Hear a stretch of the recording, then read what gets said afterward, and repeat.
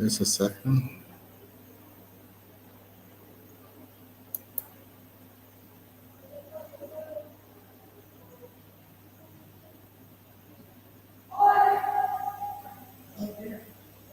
Instagram is there too.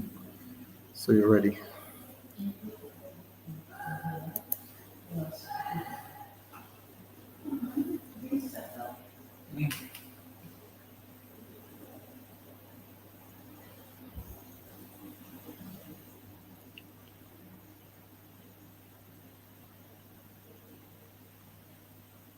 Not go over?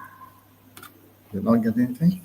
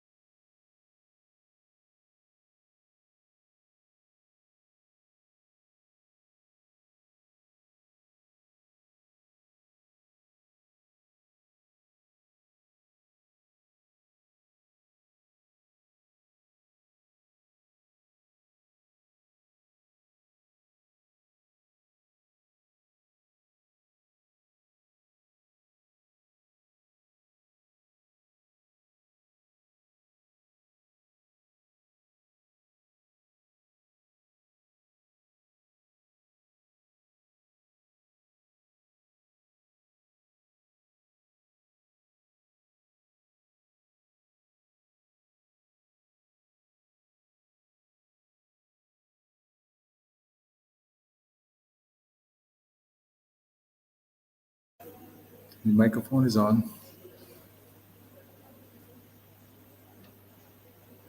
Good evening, all. We're going to just give others a couple of minutes to join us. Thank you for taking your time out to be with us so that we can hear from the young people of Barbados what they want to see happen in order to cure the very obvious ill that we have with crime in this country.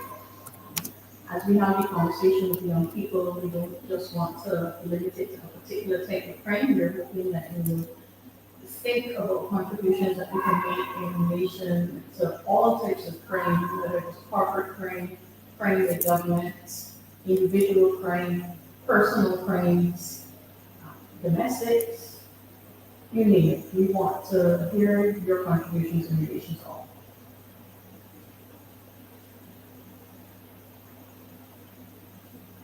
So we will just give a short countdown, maybe about 2 minutes, because we don't want to stay up here, so that you can share with us your contributions.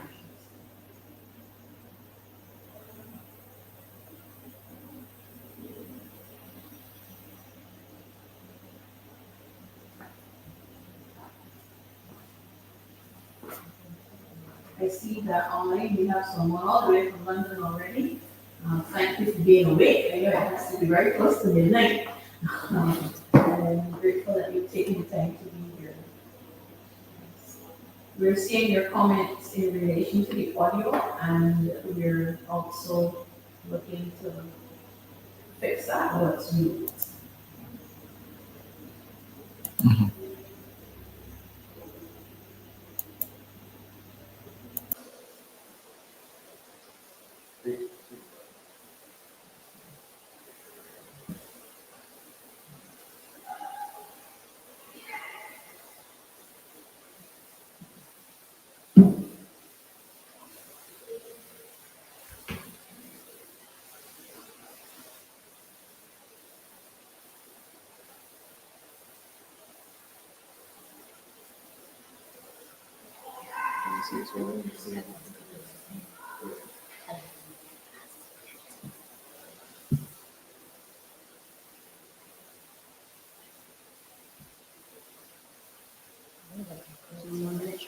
Yeah.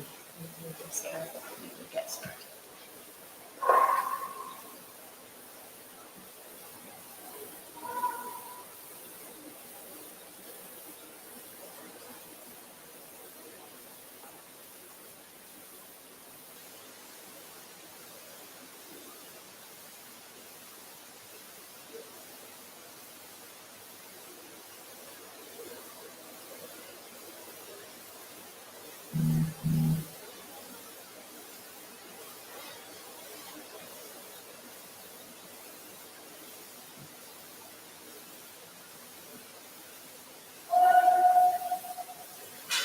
Good evening, everyone. I am Berla Pisa. I am the chair of the Democratic Labour Party's Commission on Crime.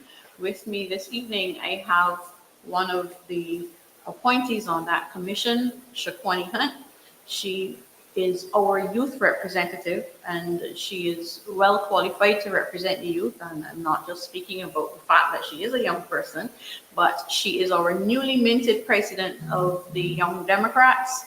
She is, at her young age, one of the vice presidents of the Democratic Labour Party. She sits on national councils, and very recently she was selected for a regional conference on young women in politics. So she wears, I'm sure I didn't mention all of the hats. No, but you But did so. You will understand then that she is here representing young people, something that she does almost like thinking and breathing. It just comes naturally to her. This evening, we want to discuss how crime affects young people. And Shaquani, as one of our commissioners, she has been interviewing young people and interacting with them in relation to crime, and not just youth involvement in crime, which a lot of people talk about, but also the impact of crime on young people. Now, very recently, there have been news items of young people involved in crime in different ways. We had two school-age children who were injured in incidents. We have had very young persons who have been charged by the police with respect to crime. We've had 3 incidents in our very short school year so far. Three incidents that we know of. That we know of, because I'm hearing rumors of others, but we can't speak to those with any certainty. So one thing we're certain of is that the crime in the country is impacting on our young people. Certainly whenever there is an incident of any type, whether it be property crime or whether it is personal crime in terms of assault of that nature, not only the victim is impacted, but their families as well. So again, we will have a knock-on effect on our young people. Also, from interacting with them, Shaquani, you're not just getting their stories and their anecdotes, but they're full of solutions as well. Definitely. So if for a moment you can speak to us about what your findings are so far as you are conducting your studies on behalf of the commission. Definitely, sure. What I found in speaking to the young people, most of them aren't involved in crime and they don't want to be associated with crime. But because they are young and they may not have jobs, they are technically in the bracket of people who may find themselves in crime or to be in that category. But in speaking to them, a lot of them changed up their natural habits. So if they would normally go out and line through the next gap or go to a bar or go by a friend's house, they recognized that with the recent gun violence, it was better not to line in those areas, and they resorted to lining at home. I found that that particular grouping, if it was around 15 of them had now gone back to just liming through the gap. I actually saw them building benches and tables to play dominoes on. Because I went asked why they decided to link home instead of out, they said that there's so many killings and shootings on the road, they didn't want to be involved or associated with that, so they preferred just to go home. And home felt safe. So when you think about that, they made a choice not to be involved. And even though people say a lot of young people fall victim to peer pressure, I found that they still had the ability to think for themselves. And amongst the group, they decided, man, it's better we stay home. We can probably ask somebody for assistance, because that is what they did. They asked if anybody could get them a pack of dominoes. They asked for paint to paint the benches and the dominoes table. So they tried to make the situation more comfortable to be living at home. I also found that some of the issues that they had encountered that they thought affected young people was that they had a lot of difficulty getting jobs. When a young person leaves school at 16 and they don't have qualifications, it is like navigating a very treacherous route of how to get employed, because most jobs require you to have some form of certificate or something that says, well, you can read, you can do basic math, you can function in society. But because technically they don't leave with anything if they don't complete CXCs or CBQs, they don't have any qualifications to say that they're capable of participating in society, besides word of mouth or just filling out a form. So people are then taking a chance on them. And even that, sometimes I find that they're having difficulty. I encounter a lot of 16-year-olds who had difficulty getting jobs because even though they may have had the NS cards, they could not get TAMIS numbers. And that kind of like turned them away from even trying to apply again, because they felt very frustrated in going through the whole process, then to be told there's no system for them at this time. What I then found out, which I also shared that information with them, is that they can get the TAMIS number now if they go to the constituency office in St. John for the Minister of Youth, which is also difficult because remember, they don't have jobs, they don't work, they don't have money to get to St. John. So it's like, imagine you want to buy something, but at every turn you're being turned around. And sometimes people give up. What I can say for some of them, they turn to entrepreneurship where they decided, man, I'm going to ask my family for assistance, and maybe this assistance I can help myself. With that, they did fall into difficulty as well, because one of the young gentlemen he decided to become a vendor, and he just started with water. He went out one day and then he didn't go anymore. So I asked, why you didn't go anymore? And his answer was, the street's hot, people getting shot. I don't want to be shot, so I prefer to be home and poor than be out on the road and get shoot for money that I currently don't have, and I might not even make that much. So to think that even working for yourself as a vendor, they were considering that it is dangerous. I cannot imagine if that is just one young person, how every other young person is feeling currently in this society where you're pressured to work and make money, but also it's dangerous to work and make money.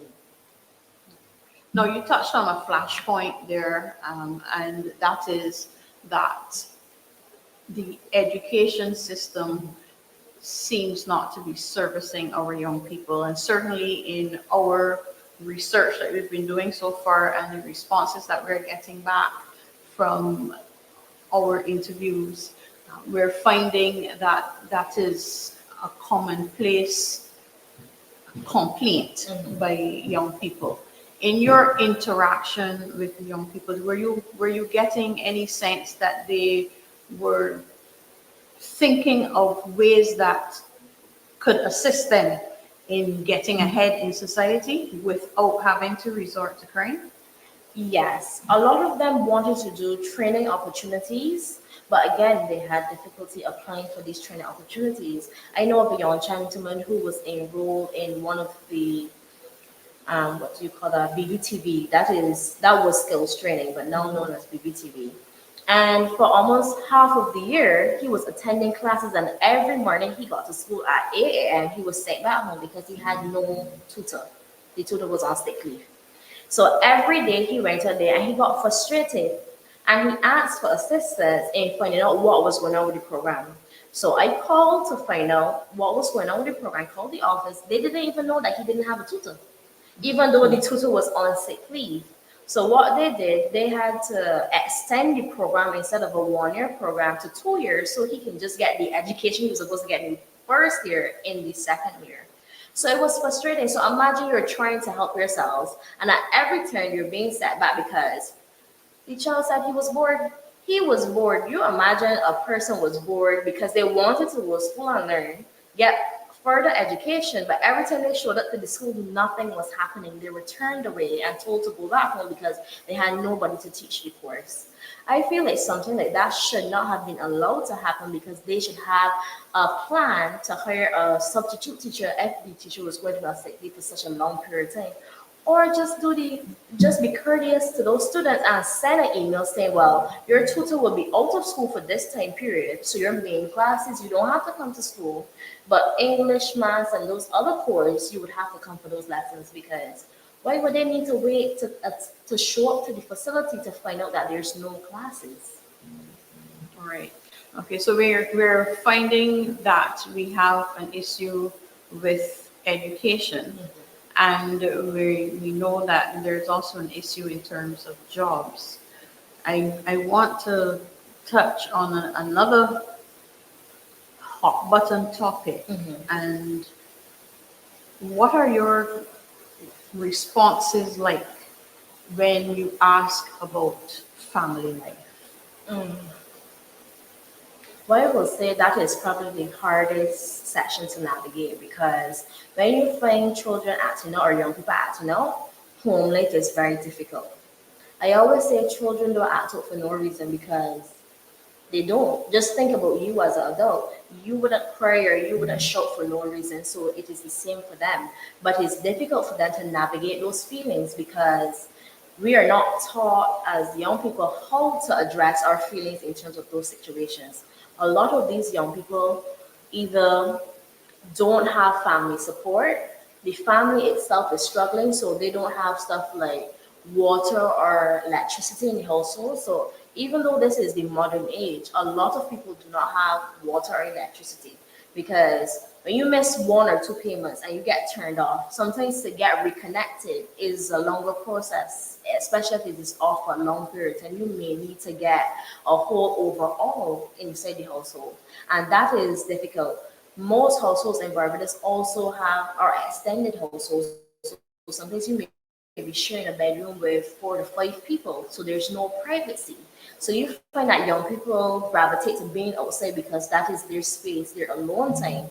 So imagine you had a hard day at school, you came home, and you're now sharing a bedroom with 5 other people, maybe mixed gender because it's not necessarily a bedroom only for males or only for females. Or it might only be 2 bedrooms.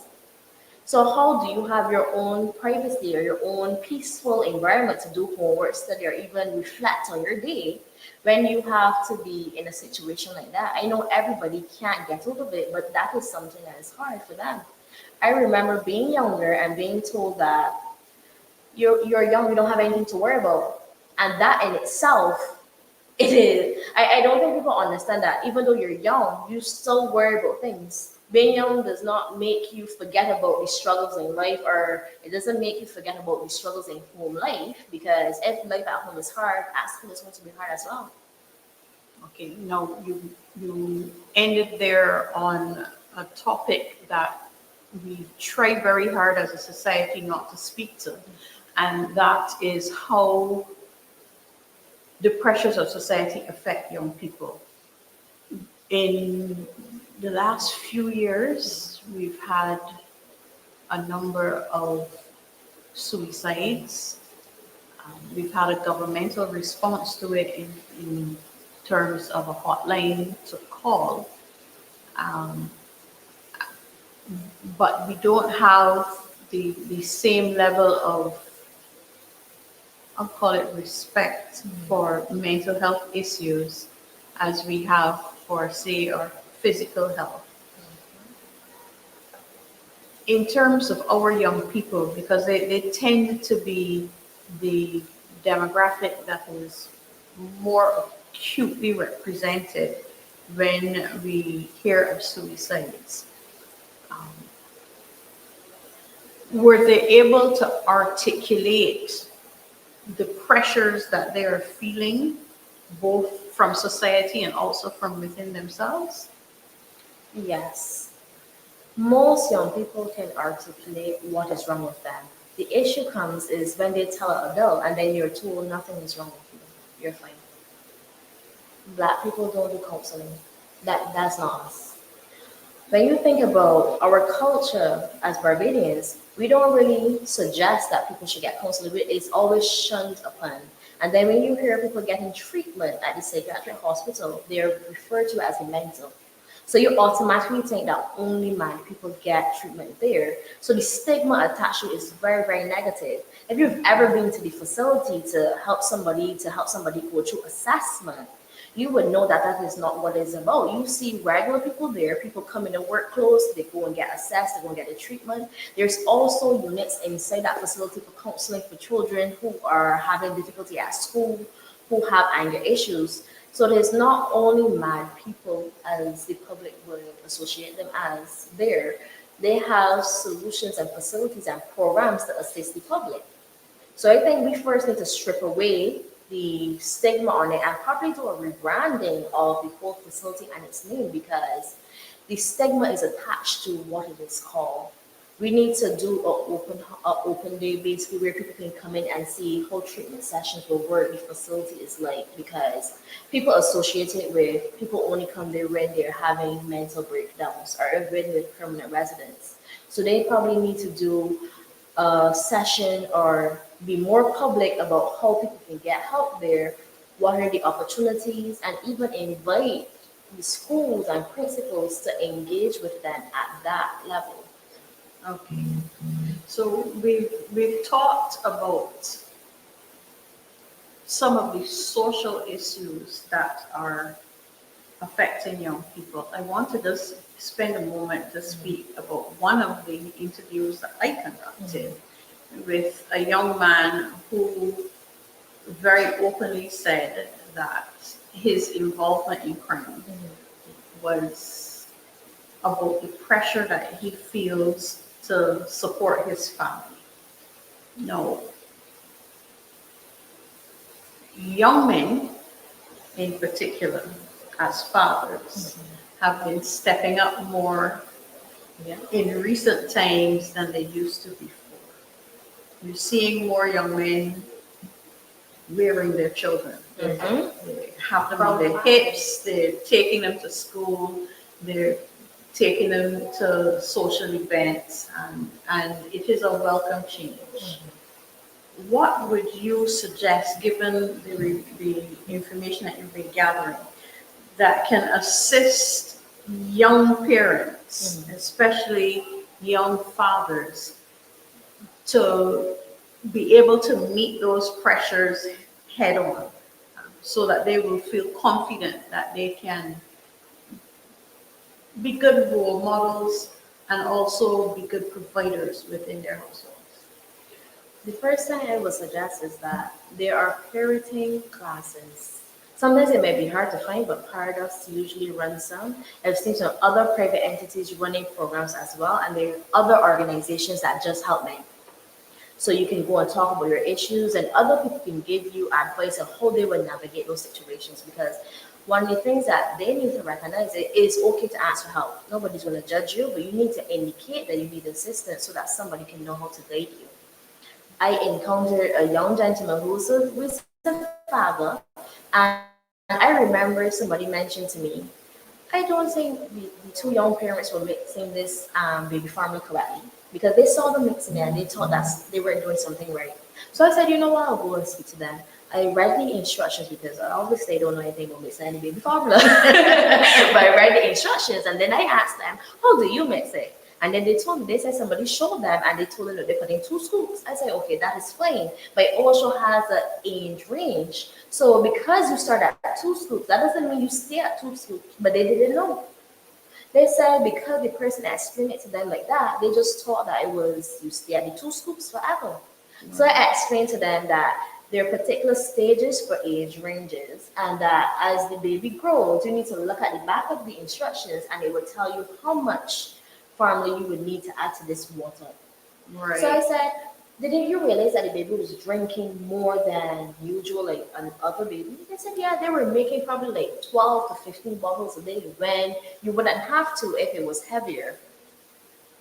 So one of the things that I recognize is something, don't wait for them to always ask. If you can see something, you can assist, intervene. Just do it in a polite manner because, and separate them from the crowd because they don't want to be embarrassed. I'm seeing some questions online. One is, what is happening with the youth 0 to 16 years old and how do they fit into this conversation? How is the crime and violence impacting on this age category and how do we reduce the risk and exposure for these minors? This is a difficult one. What we've found in our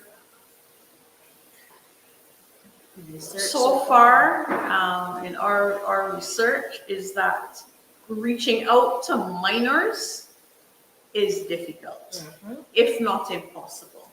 We have barriers that are set up. We can only talk to minors if their parents allow.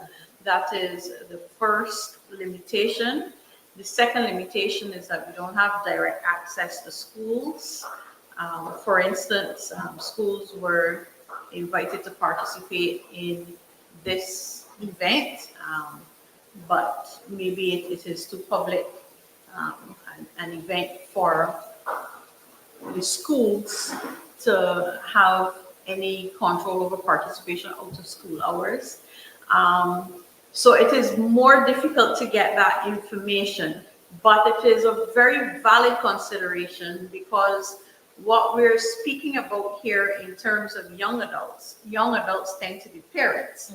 So in our movements and speaking to young adults, we're getting information that must be impacting on that age range that concerns you, which is the 0 to 16 years old. But because we don't have the access to them to be able to get the direct information from them, it is going to be anecdotal only, unfortunately.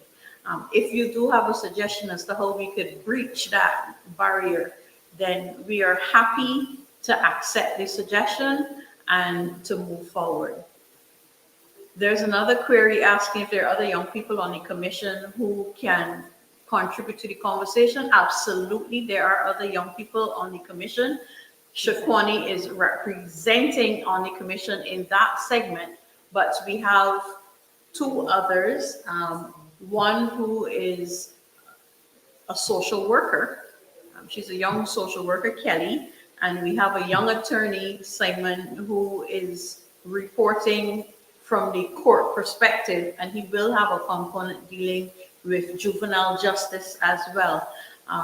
This evening, though, we have Shaquani reporting because on the commission, that was the responsibility that was assigned to her. So no, Shaquani is not the only young person on the commission, and as you can see from my head, it is not me at all. Yes. Yeah. Please feel free to keep your contributions coming. We're getting more of those from over on YouTube, and that's quite fine. I will say that today was a test for us of our new Instagram site. We will continue to do that so that we can drive some traffic over to our Instagram page, but we are happy to interact with you via YouTube as well. Keep your comments. Yes, I recognize you were discussing this evening, but I took the opportunity to broaden the discussion to explain who else was on the commission that is young. But this evening, it is Shaquani who is representing the young people. Feel free to throw your questions at us. We're quite fine. In case I missed a few, let me check. We're getting comments as well, and that is quite fine, because the reason we're doing this outreach is because we're certain that we don't have all of the answers.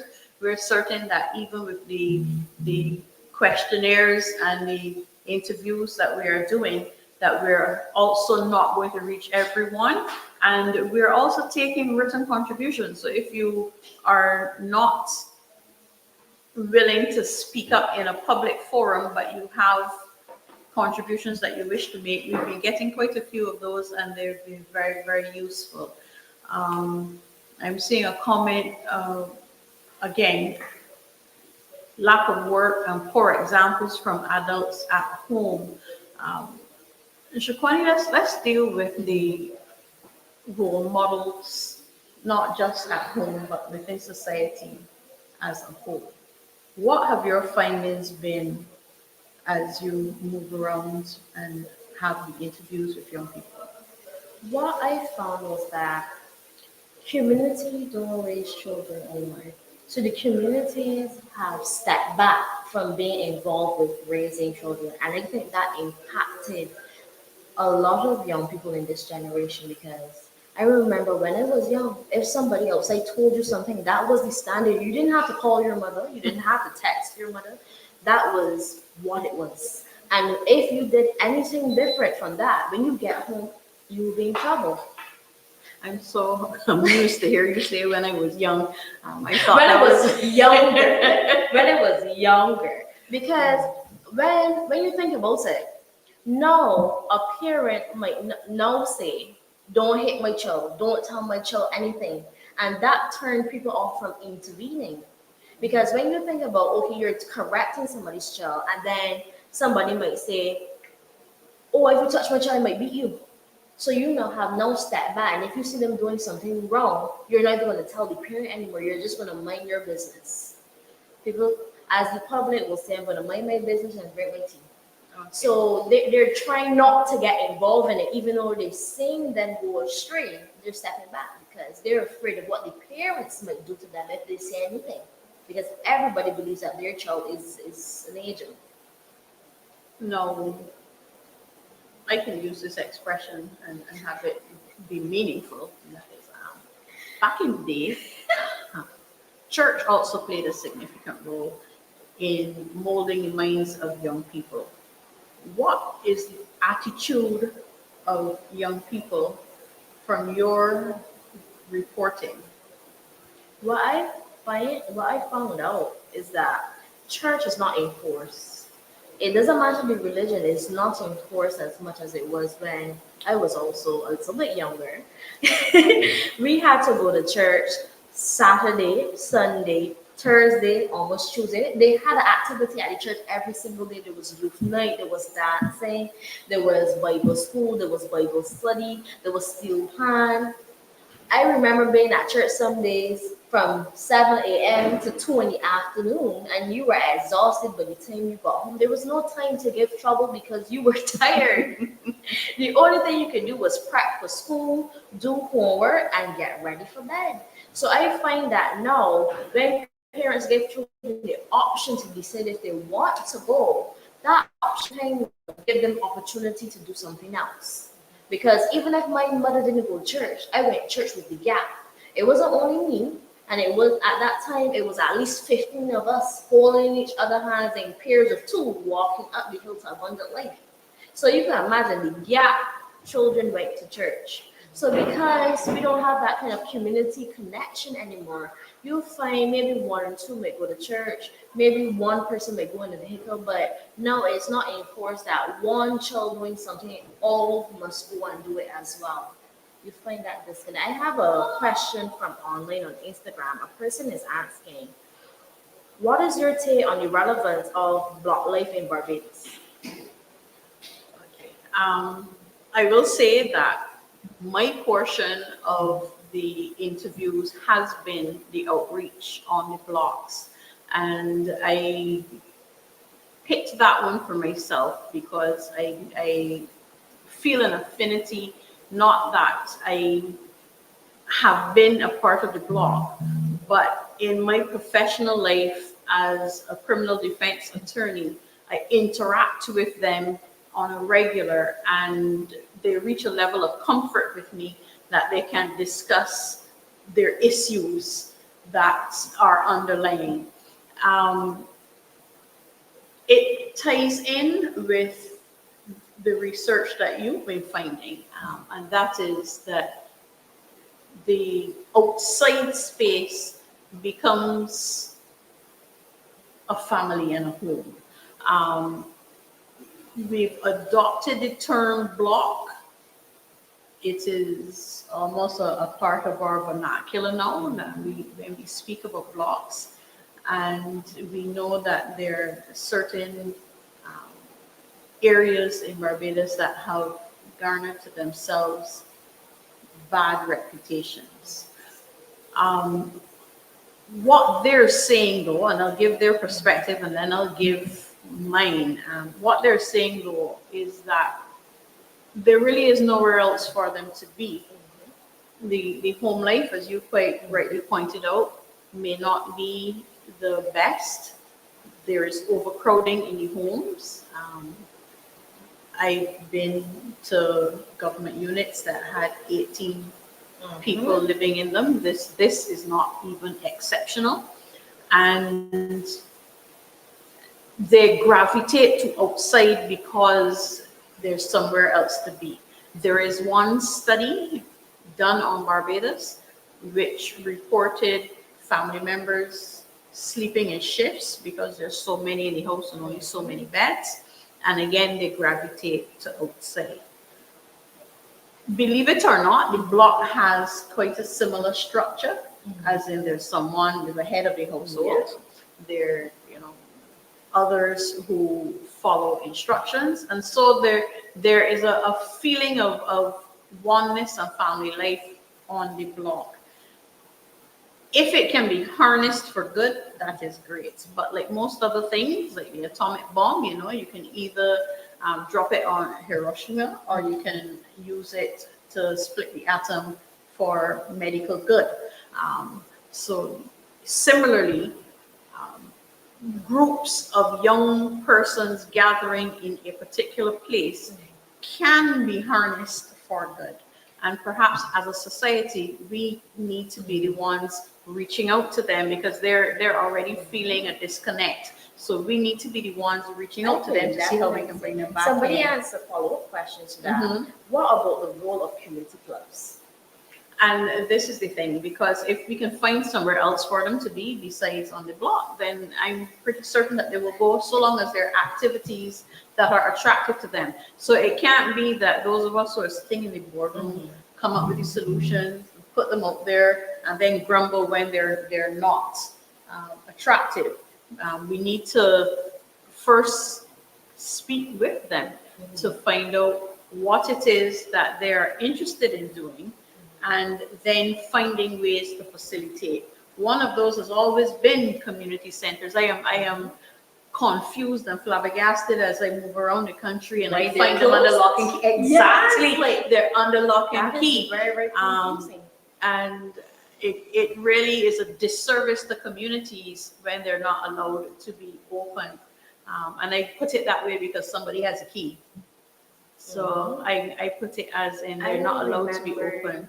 I remember when I worked with the Bashaw Community Center, and many days people would go to the constituency office to get stuff printed, and that would be closed, and they would be sent to come to the community center. They would want to print things like CVs, they would want to use the computer to fill out application forms, and just having the doors open meant something to them, because that means that if they wanted assistance, they could come to the community center and get help, because they saw it as a beacon of light, some place that they can turn to when anybody else would turn them away. It is also a place where skills can be learned. For a lot of young people, they have untapped talents that can be used to monetize their families. We had a cute expression a few years ago called cottage industries. And we also have a lot of very, I was going to say crafty, but that has a different meaning. Very useful with their hands are some of our young people. And they don't have space in which they can express themselves. So our artists or artisans, those who, I know there's a young lady who makes fantastic soft toys through knitting and crochet, but needing a space outside of the home where they can be on a day to have that training would be wonderful. I'm glad that you mentioned that because I remember a time where Pelican Village was a space that young artisans or artisans in a whole could rent and use the space because one, the rent was affordable. Because I remember previously when we went to investigate because we knew somebody who wanted a space, the rent for those areas were around $500. And when you look in where SBA used to be at that entrance, a lot of woodwork, leatherwork, glass blowing used to happen in those buildings. But I don't know what will be happening to those people now that Pelican is rebranding and doing the Pelican Lifestyle Center. Where's the new location that people who want to express an interest in something like this can go to rent for a small fee or even go for free? And there's another component because one of the solutions that we're looking at is apprenticeships. And if you have a skill and you can share it with another young person, then that is a way of assisting for them to have a way to raise themselves. I saw another question. They're moving up pretty quickly, the contributions, but I saw at least two of them which were related to the prisons. That one is more in line with the section that I have been dealing with and that Simon has been dealing with, but he is not here. And that is that our criminal justice system as it is presently constructed speaks well in statute about rehabilitation, but in reality, it is not practiced well. There's prison ministries, there are skills being learned in the prison. For those who are on remand, it is optional. For those who are under sentence, it is not optional, but it is not treated as a rehabilitation exercise, although it does have that knock-on effect. And I think if we were more purposeful about rehabilitation in prison and at the same time being purposeful about reintegration into society, because it doesn't stop. The responsibility is not just on the prisoner to fix himself, but there's also a mandate on society to fix the stigma that is attached, just like you spoke of with mental health. You mentioned stigma because think about when you come out of prison, you're Exactly. required, when you go to get a job, you have to get a police certificate of character. So now you have done your time, you're asking for society to give you opportunity. You know how that falling on your head. At any point in time, does that get ever removed off of your certificate of character? As it stays right now, it does get removed if you make an application. I would have to say that the majority don't know that that even exists. That was the first thing for me hearing that. So Yes. maybe the public does not even know that.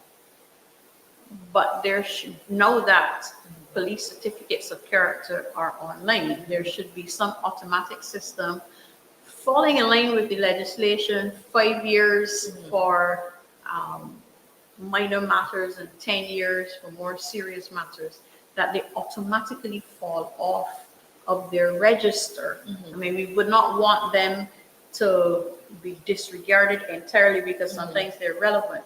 But in the production of a police certificate of character, if aged convictions are no longer reflected, we may stand a better chance of on paper in any event, giving our reformed, they've already paid their debt to society, an opportunity to become productive members of society. So we really do need to be paying attention to the prison services in a way that we have not done before.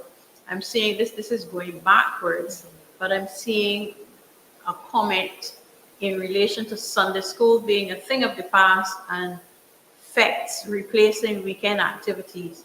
And also, and this is just reporting comments, also that there are a lot of service industries, for instance, the Optimist Club, the Scouts, Brownies, and things of that nature that young people can get involved in. Perhaps if we have them in a more structured way, at least for a time, as we're rehabilitating society. And Yes. see all of them at once, so you know how you can get in touch with them. Instead of individual frameworks, maybe they all can be listed on the Ministry of Youth, or they can create a database where you can go and say, well, I want to find out information on this. You have all the clubs listed here publicly, so people know how to sign up, where to sign up, and so that they can pick and choose what they want to sign up for. Yes, that would definitely help. We see that at the schools when there's a new cohort of students coming in, all of the clubs will be on display. But we need to do more, especially if we view the addressing of the crime situation and the causes of crime more so, because that clearly is the focus that we need to have. If we view that as a national project where everyone is on board with practical solutions, not just with talk. I think we maybe well past that, and now we need to be identifying the practical solutions. Then we would be in better stead.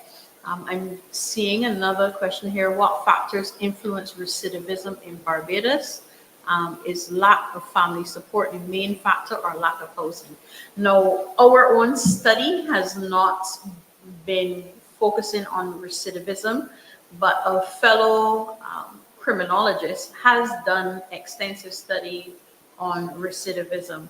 And the finding is that these very same factors that we're speaking about here today, the housing situation, the education situation, the lack of opportunities, the employment, unemployment, and also underemployment of young people, the hopelessness, all of these, and then the stigma, once you've run afoul of the law, being able to move back into society. We're finding from that study, because we haven't conducted our own on recidivism, from that study, we're finding that they definitely are factors that we need to be addressing as a nation if we are to redirect those who have already collided with the criminal justice system into a different one. There's a suggestion here that we need to have more activities catering to students during school breaks and vacations. This really is one thing that the Democratic Labour Party got right. In the last administration, the summer camps that were dispersed across the country made it possible for parents to go to work and know that their children were well cared for at least You're for a missing a particular very period. important word there. Free summer camps, because a lot of the reasons why people don't send their children to camps or activities because they have a child. There is a cost attached to it, and they can't afford the additional cost. So because these camps are free, it gives them the ability to send them to a place where they can. I want to add another layer: free with meals provided. Which really addresses the second part of the question, which is how wide is the reach to get a higher percentage of students involved. It was a national program. Every parish was touched. Not every school complex was used, but the school network was the basis for it. They also use community centers and churches to host some of the programs. That's and correct. The locations adjusted based on what they were offering. Yes, there were some camps that were directed towards sports. There were some that were directed towards the arts. Some were more mainstream that you would expect, like with Vacation Bible School, and they were modeled on what was one of the best summer camps every summer held in Houghton, and the Trent Summer Day Camp. That was really the model for the National Summer Camp program. I think one of the reports that came out of that was that there were less drownings involved in the vacation because children were accounted for somewhere else. And perhaps if we can get back to having the summer camps, there were some on a smaller scale this summer, but there were actually several layers of success with these summer camps. It was not just about housing and training young Barbadians, but the teens and young adults We're getting an opportunity, get an opportunity as to get counselors. jobs. That's correct. So They would improve their enroll, CVs. and then they can also get rid as well. That's correct. As work experience, and that is very, very important. in this Small time. caterers were used to provide the meals at the camp. So there were provided free to the students, free to the parents, but there were components of that allowed for circulation in the economy, and that too is absolutely necessary. We need to have that brought back again. So the question was there, but then I'm not seeing it. How can the PTA community at kindergarten and primary level be used as a means of problem solving before children become teens? I believe that means. The first problem with PTAs is that the time PTAs are held, people are now coming home from work, they're now looking at the children. I think those meetings need to be held either later or maybe on a day that they don't have to rush from one activity to the next. I have another suggestion. COVID taught us a lot. We seem not to want to learn the lessons of COVID, but COVID taught us a lot. And an online PTA meeting will have several more parents than an in-person PTA meeting will have. I think that any meeting will have more people online than they will have in person. The numbers online here, we would not get in studio. So yes, we would have to be in the auditorium in order to accommodate the numbers online, and then of course people come and watch afterwards, and the viewing And goes that is up. probably something they should do as well. I don't know if primary schools have a website where they can post recordings or send you recordings to parents privately, so they have opportunities to either rewatch the session and maybe submit written input.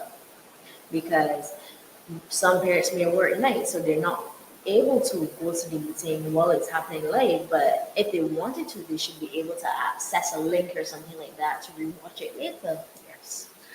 The questions are coming thick and fast now. Do you agree that some of the factors that presupposes people to crime are genetics, social issues, and mental illness? We dealt with two of these before. I don't know about the genetic point. Let me see. The Ministry of Youth had this End the Violence campaign, and they had social workers, counselors on the program, and that is one of the areas that they spoke on. I was also one of the guest speakers there. And what I found is that it cannot solely be genetics, because some people grow up in the same exact household, they're exposed to the same exact things, but they decided one brother may choose to live a life of crime and the other might decide to be a lawyer. I want to frame it a little differently and refer again to the last Democratic Labour Party administration. In its welfare program, it had a component called AC Bridge, and that's I-SW Bridge. And the intention of it was to counteract generational poverty. And something we've spoken about it without calling its name this evening, and that is poverty and how it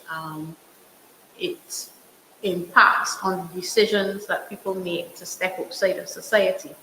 But the Icy Bridge program was designed to give that leg up to get families out of poverty and break that cycle. So if you find that you're in a cycle of poverty, this is it. This is what you know. This is what your grandmother knew. This is what your parents knew. This is what your children are coming up in. You are more likely to find those antisocial solutions that your parents and grandparents also employed in order to just simply get by. This is not an excuse for it. This is just a reality. But then when we're speaking about genetics and we're framing it in that way, it doesn't answer a type of criminality that we haven't dealt with at all so far for this evening, and that is the corporate crime, where there are not those excuses, but there are also infractions that are being committed. They tend to fly under the radar a little bit more.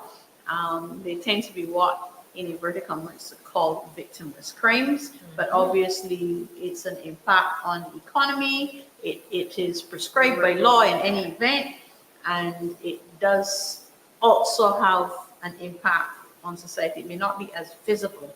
So I personally do not know about genetics issue. Maybe another study can deal with that with persons more competent to In deal that with area. the biological and physiological effects.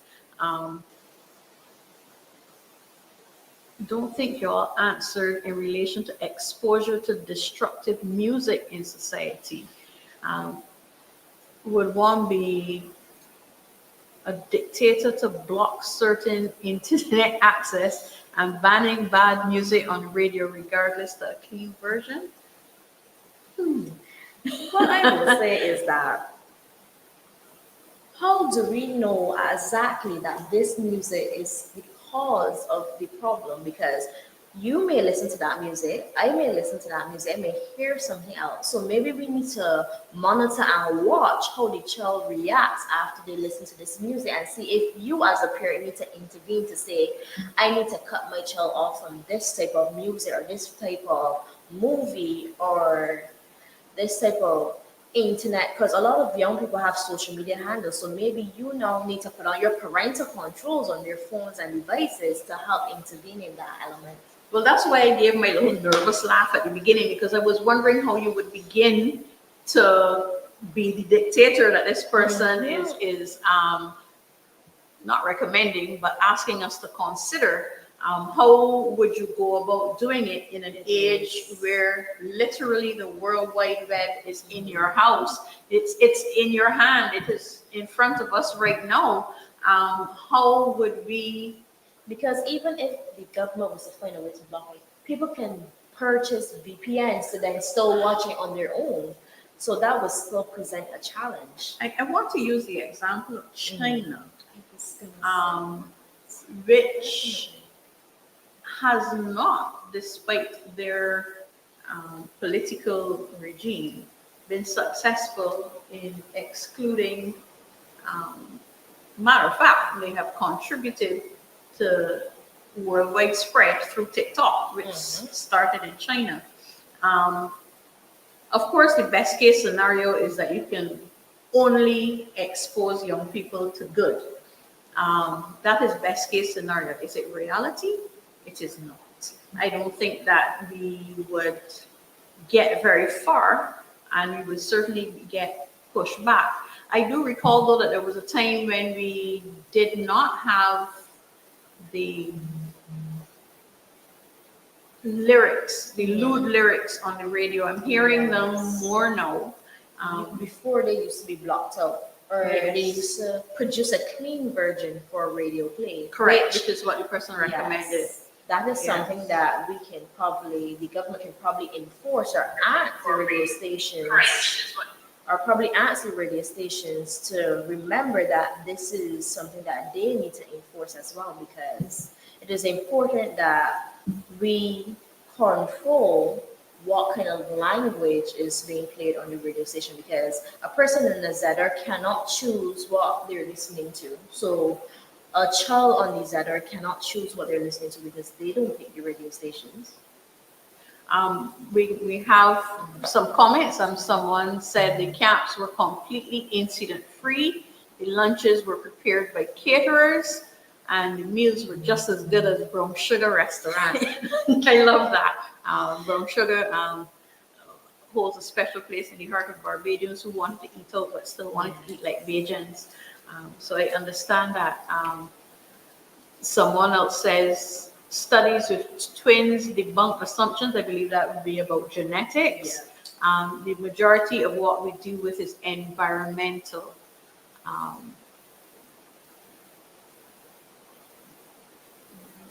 Someone else is commenting that this year, and I'm going to paraphrase because it is kind of long, this year some of the students were asked to pay for tours and parents couldn't afford it, so the children would stay home on those days.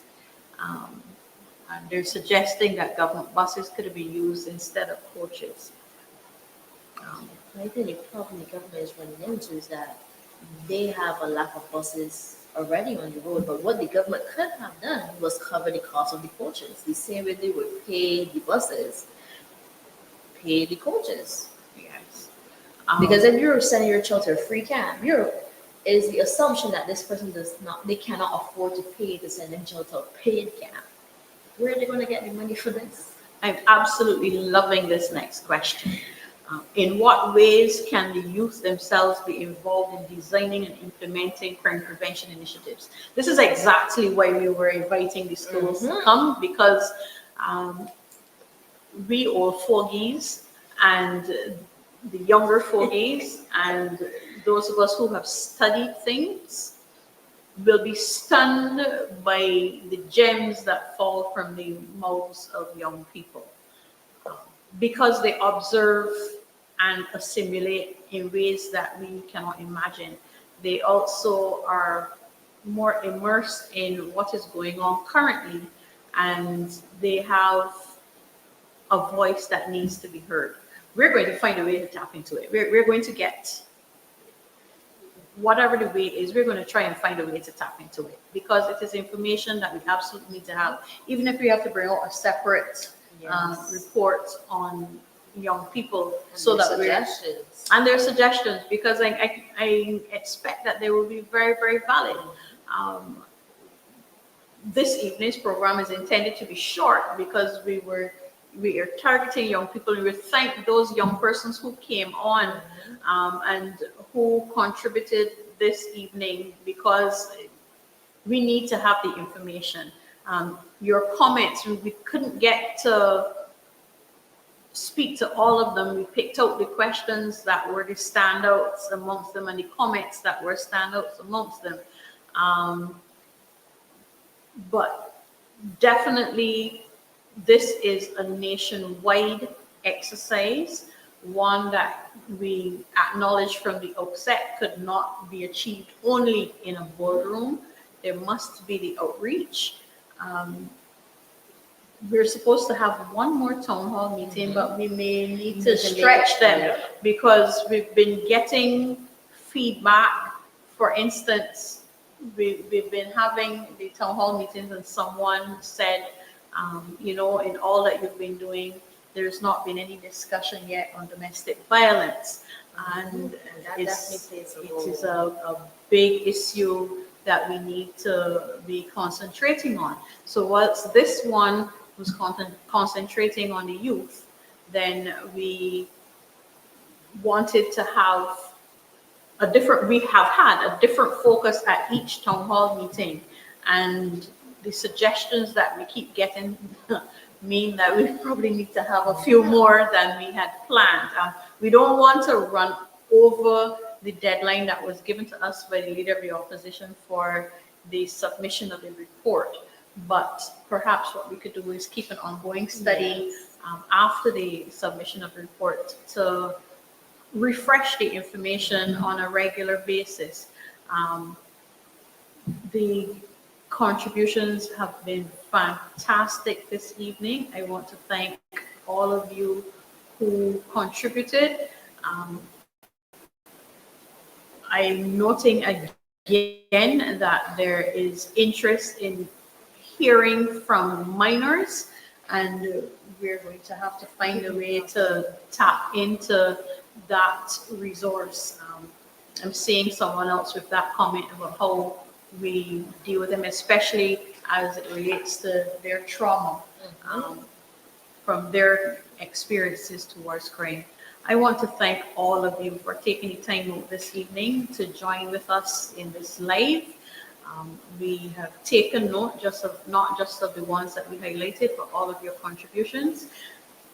We will be indicating where we are next in terms of our town hall meeting. Look out for the flyer, and if necessary, probably is necessary, we will hold some extra sessions. They may be online, and we welcome you to join us at that time as well. Thank you so very much for your attention this evening.